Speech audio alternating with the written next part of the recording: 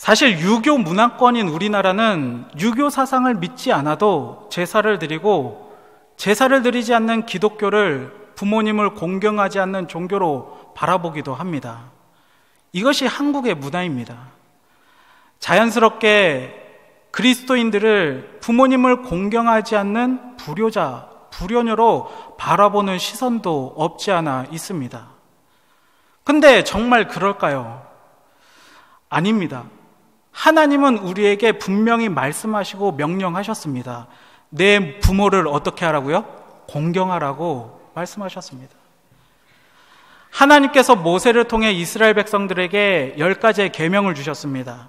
1계명부터 4계명까지는 하나님과 사람과의 관계에 있어 중요한 계명들이라면 5계명부터 10계명까지는 사람과 사람과의 관계 가운데 중요한 계명들을 하나님은 지켜 행하라고 말씀하셨습니다. 사람과 사람과의 가장 중요한 제일 첫 번째 도리가 바로 5계명인 내 부모를 공경하라입니다. 하나님은 우리에게 내 부모를 공경하라는 것을 인간된 도리로서 제일 첫 번째 되는 원칙으로 지켜 행하라고 명령하셨습니다. 그래서 하나님의 백성들인 우리는 부모님을 공경해야 합니다. 언제 공경해야 하느냐?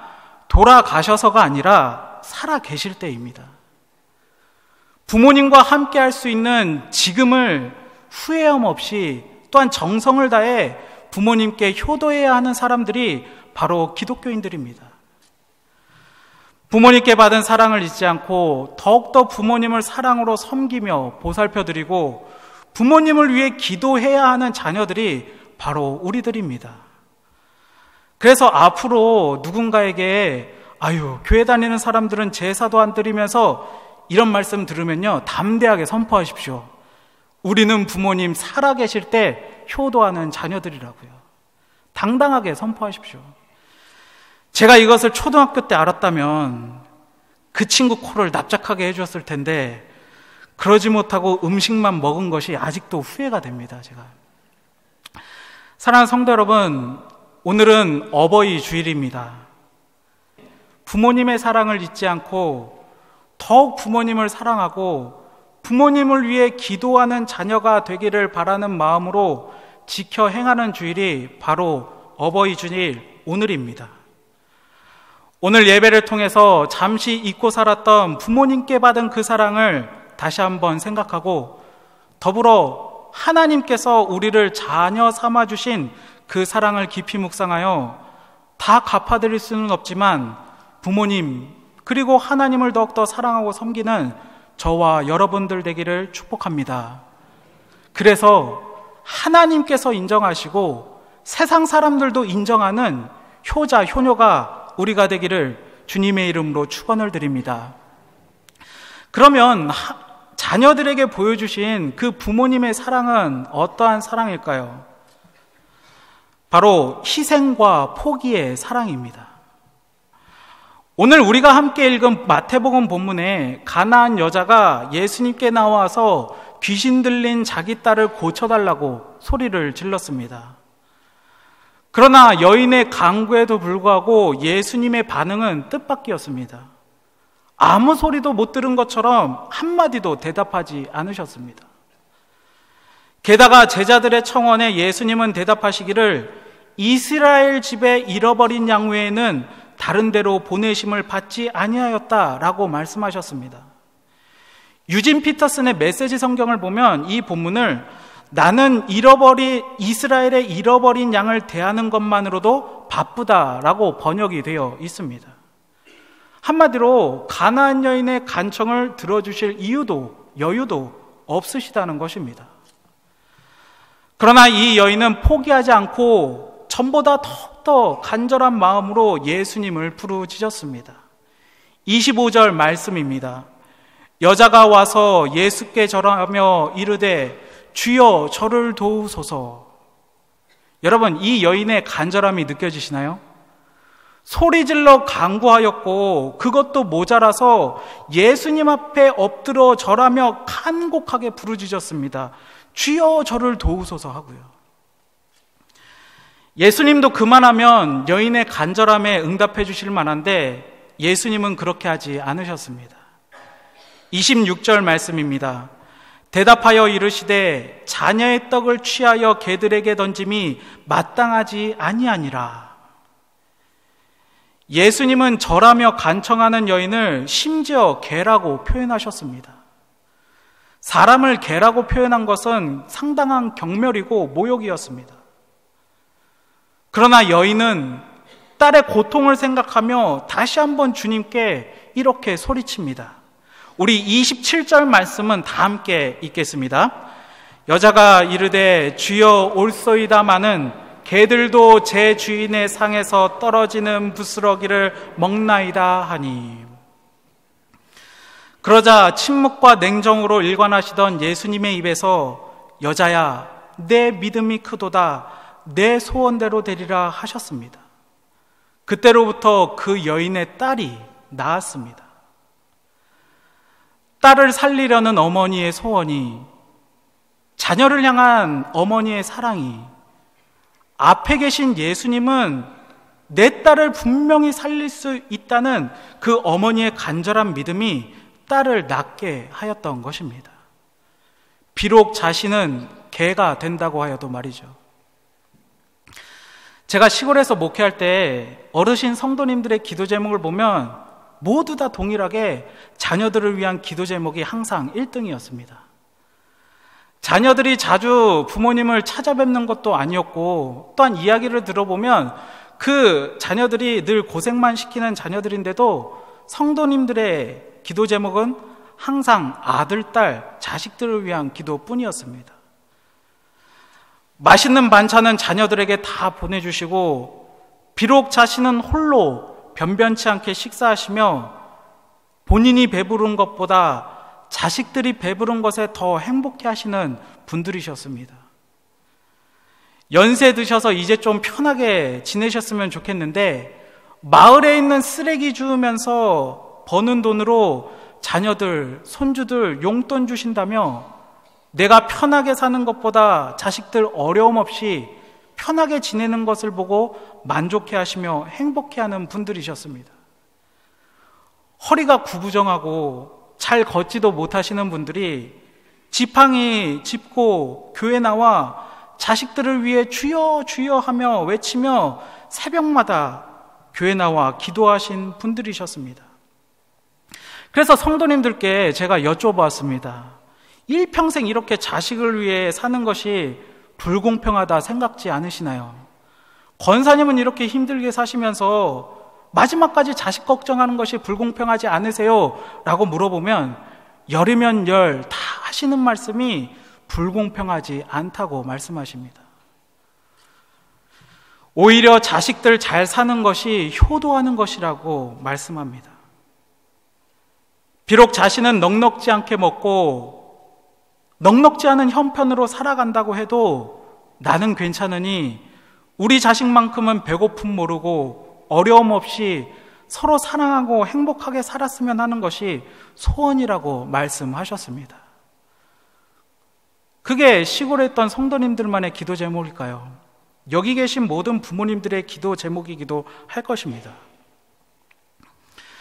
우리가 부모님에 대해서 모든 것을 다 안다고 자부해도 부모님의 속마음을 다 헤아리지 못하는 것이 자녀의 마음입니다. 한평생을 사시면서 자녀가 태어나는 기쁨부터 자라는 모습, 또한 자녀들이 분가하고 이제 자녀들도 자식들 낳고 키우며 사는 모습 보시며 나이 들어 돌아가시기 전까지도 늘 변함없이 그 자녀를 사랑하고 자신을 희생하시는 분들이 바로 부모님이십니다. 자녀에 대한 사랑 하나로 조건 없는 삶의 무게를 짊어지시며 인내하고 노력하며 살아가는 분이 바로 우리 부모님들이십니다. 오늘 본문의 가나안 여인도 마찬가지였습니다. 여러분 생각해 보십시오. 귀신 들린 딸을 보며 얼마나 가슴이 무너졌을까요? 그래도 포기하지 않고 늘 옆에서 힘이 되어주고 위로가 되어준 이 어머니가 기대와 소망을 가지고 외쳤지만 돌아오는 것은 모욕이었지만 딸을 위해서라면, 내 딸에게서 더러운 귀신을 쫓아낼 수만 있다면 내가 어떻게 여김을 받는지는 중요하지 않았습니다. 개가 되어도 괜찮았습니다. 부스러기라도 받기 위해 자존심도 감정도 모두 다 내려놓았습니다. 그럴 수 있었던 것은 이 여인은 어머니였기 때문입니다. 이 여인이 자존심이 없다거나 감정이 메말라서가 아닙니다. 예수님이 하신 말씀이 무슨 뜻인지 알아듣지 못하는 어리석은 사람도 아니었습니다. 단지 자녀를 사랑한 한 어머니였습니다. 사랑하는 성도 여러분, 특별히 자녀되는 성도 여러분, 우리가 부모님께 효도해야 하는 이유는 간단합니다. 이미 우리는 부모님으로부터 희생과 포기의 사랑을 받았기 때문입니다. 나를 꽃 피우기 위해서 거름이 되신 그 부모님의 희생의 사랑을 우리가 받고 이렇게 자랐기 때문입니다. 그런데 부모님께 받은 사랑에 비해 자녀들은 부모님을 어떻게 사랑하고 있을까요? 저를 포함하여 제가 만난 사람들 가운데 부모님께 효도하지 않겠다고 결심하는 사람은 아무도 없습니다. 모두가 부모님께 효도하겠다 하지요. 그런데 보면 그게 말처럼 행동으로 실천하기가 쉽지가 않습니다. 크게 두 가지가 없어서 못한다고 말을 합니다. 경제적인 여유가 없다고 합니다. 경제적으로 넉넉하면 부모님께 맛있는 것도 사다 드리고 여행도 보내드리고, 또한 형제간에 어려운 형제가 있다면 이렇게 도와주어서 부모님의 마음을 기쁘게 해드리고 싶다고 생각을 합니다. 하지만 여기저기 쓸 곳 다 쓰고 나면 다음 달 월급날이 오기도 전에 벌써 바닥이 납니다. 또한 무엇이 없다고 이야기하느냐? 시간이 없다고 이야기합니다. 시간만 있으면 자주 찾아뵙기라도 할 텐데 일주일 내내 일에 시달리고 휴일에 좀 쉬려고 하면 아이들이 놀러 가자고 졸라대고 이런저런 이유로 부모님을 찾아뵐 시간이 없다고 이야기합니다. 그런데 자녀들이 부모님께 효도하지 못하는 진짜 이유가 과연 경제적으로 어려워서일까요? 정말로 시간이 없어서 그럴까요? 아닙니다. 부모님께 효도하는 것을 우선으로 두지 않기 때문입니다. 자신을 위해, 내 자식을 위해 먼저 사용하고 그 다음에 그 후에 부모님을 위해 쓰려고 하기 때문입니다. 그리고 나선 부모님은 모든 것을 이해해 주실 것이라고 생각합니다. 부모님은 모든 것을 다 용서하시고 이해해 주시고 사랑으로 덮어주시기 때문에 괜찮다고 생각을 합니다. 하지만 성경은 이렇게 말씀합니다. 에베소서 6장 2절 3절 말씀입니다. 내 아버지와 어머니를 공경하라. 이것은 약속이 있는 첫 계명이니 이로써 내가 잘되고 땅에서 장수하리라. 부모님을 공경하면 땅에서 잘되게 하시고 장수하게 하신다고 말씀하고 있습니다. 잘 되고 나서 부모님께 효도하는 것이 아니라 부모님께 순종하고 효도하면 하나님이 복을 주셔서 잘되게 하신다는 말씀입니다. 사랑하는 성도 여러분, 부모님께 효도하는 것을 게을리 하지 마시기를 바랍니다. 부모님께 효도하는 것을 우선순위에 두어 부모님께 받은 희생과 포기의 사랑을 이제는 자녀된 우리들이 부모님께 먼저 드려야 합니다. 우리는 이미 낳으시고 길러주신 부모님의 큰 사랑을 받았습니다.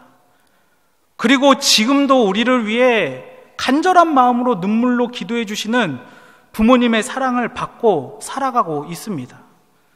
그리고 앞으로도 부모님들의 그 소원과 기도 제목은 변하지 않을 것입니다. 받은 사랑을 잊지 마시고 부모님께 더욱더 효도하는 사랑하는 춘천중학교의 성도님들 되시기를 주님의 이름으로 축원을 드립니다.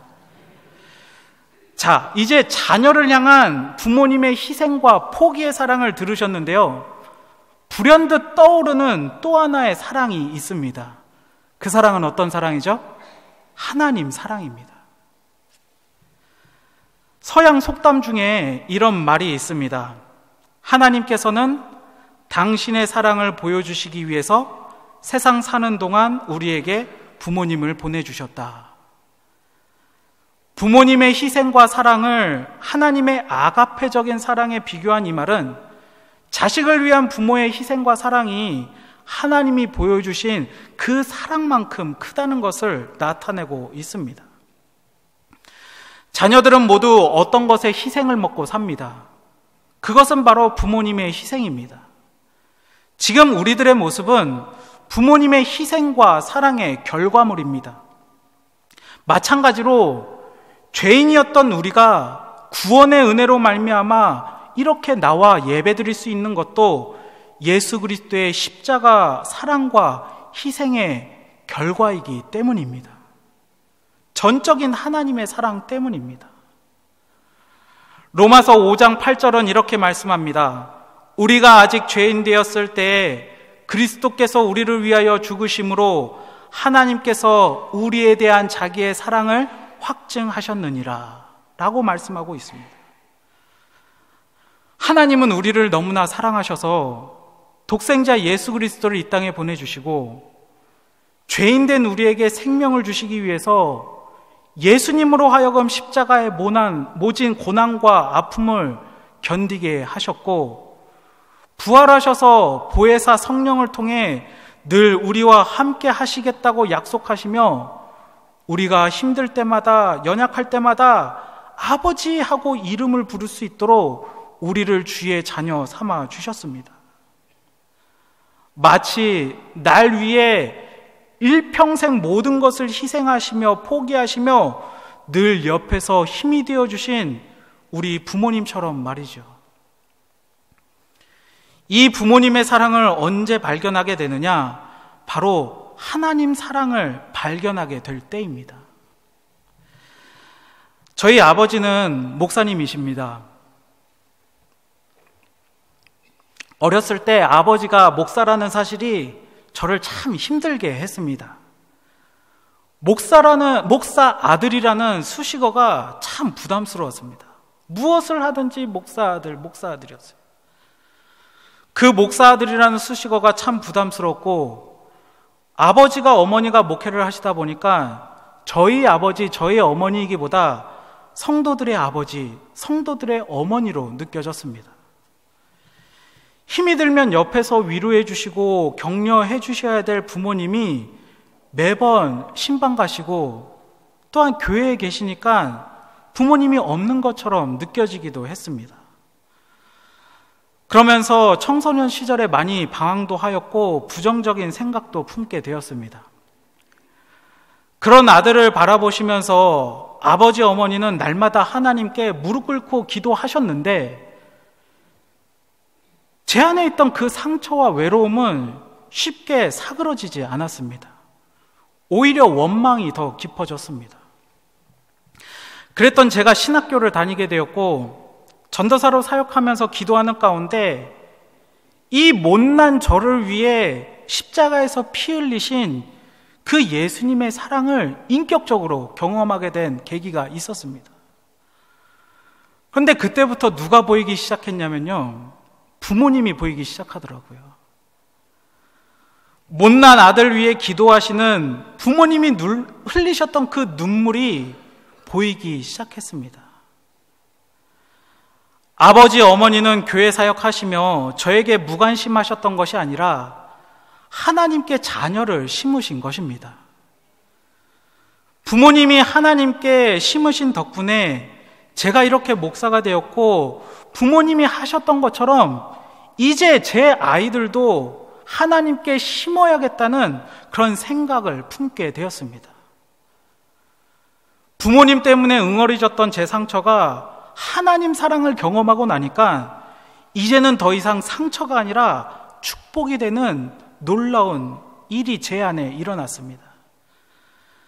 그래서 저는 지금 저희 아버지를요, 어느 누구보다도 존경스럽고 자랑스러운 아버지 그리고 목사님으로 생각하면서 살아가고 있습니다. 사랑하는 성도 여러분, 우리는 하나님 사랑을 통해 희생과 포기의 부모님 사랑을 발견하게 됩니다. 하나님의 사랑을 통해 어떤 대가도 바라지 않으시는 부모님의 내리사랑을 발견하게 됩니다.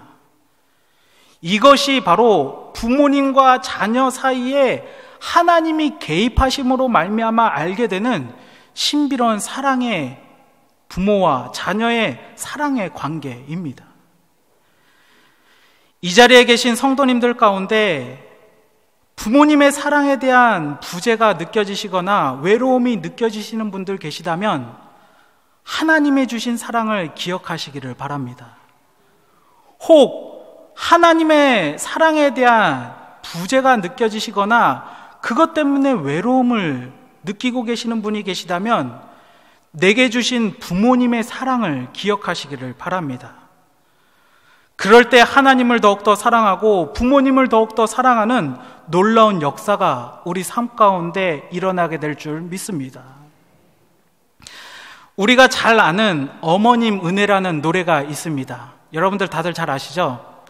높고 높은 하늘이라 말들 하지만, 이런 노래 다들 잘 아시죠?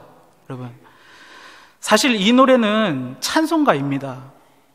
이 노래를 작사하신 분은 감리교 동부연의 3번째 감독님이셨던 윤충병 감독님이 이북에 두고 온 부모 어머니가 그리워서 1946년에 쓰신 찬송가입니다. 어린이 찬송가에 수록되어 불러왔고 초등학교 교과서에 실리게 되었는데 3절은 종교적인 이유로 제외되었다고 합니다. 그러다 보니 사람들이 모두 이 어머님 은혜를 동요로 아는데 동요가 아니고 찬송가입니다. 3절 가사를 제가 불러드리도록 하겠습니다. 산이라도 바다라도 따를 수 없는 어머님의 그 사랑, 거룩한 사랑. 이렇게 읽으니까 아무 감정이 실리지 않는데 우리 다 함께, 다들 잘 아시니까 우리 이 3절을 함께 불러보도록 하겠습니다.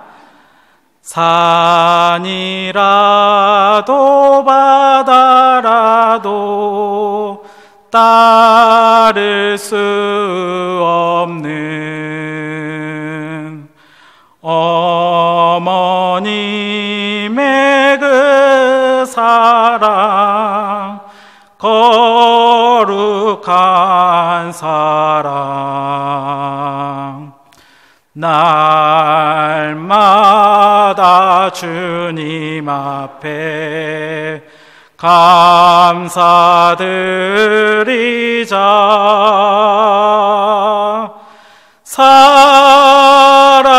사랑의 어머님을 주신 은혜를, 날마다 주님 앞에 사랑하는 부모님을 보내주신 것에 대해 감사드리는 성도님들 되시기를 축복합니다. 그리고 나를 살리시기 위해서 십자가에서 희생제물이 되셨던 주님의 그 사랑 또한 잊지 않고 더욱더 주님을 섬기는 성도님들 되시기를 축복합니다. 눈에 보이지 않는 하나님을 진정으로 사랑하고 섬기는 실천적인 방법은 눈에 보이는 부모님을 공경하는 것입니다. 눈에 보이지 않는 하나님을 진정으로 사랑하고 섬길 때 우리 눈에 보이는 부모님을 진정으로 사랑하고 섬길 수 있게 됩니다. 이 영적 깨달음을 통해 춘천중앙교회 모든 성도님들의 가정과 믿음 위에는 늘 웃음꽃만 활짝 피어나는 성도님들 되시기를 주님의 이름으로 축원을 드립니다.